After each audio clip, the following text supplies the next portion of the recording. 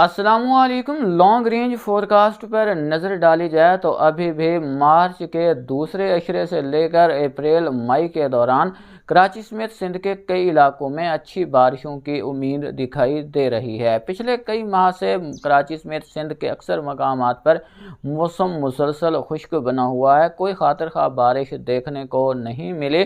लानीना की वजह से फ़िलहाल तो मगरबी सिस्टम कट ऑफ रहे।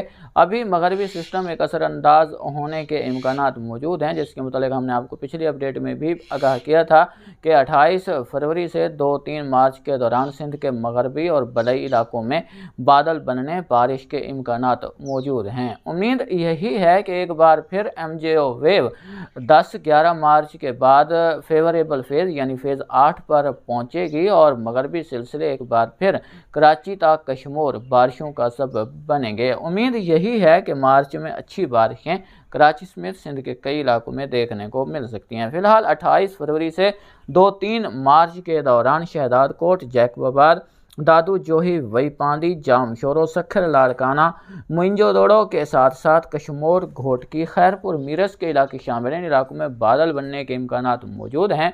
गरज चमक के बादल तश्कील पाएंगे कोहे कीरथर पर, तो मुलहिका इलाकों में जिसमें जैकबाबाद, शहदाद कोट, लाड़काना के इलाके शामिल हैं, दादू जोही इन इलाकों में अच्छी बारिश भी दे सकते हैं और कई मकामात पर यालाबारी भी देखने को मिल सकती है। अगर शिद्दत रही तो जाम शोरो और आसपास के इलाकों में भी बारिश के इम्कानात को रद्द नहीं किया जा सकता, लेकिन यहाँ पर बनने वाले थंडर सेल वो शुमाल मशरक़ की तरफ हरकत करेंगे तो बलाई सिंध के इलाके तो मुतासर हो सकते हैं।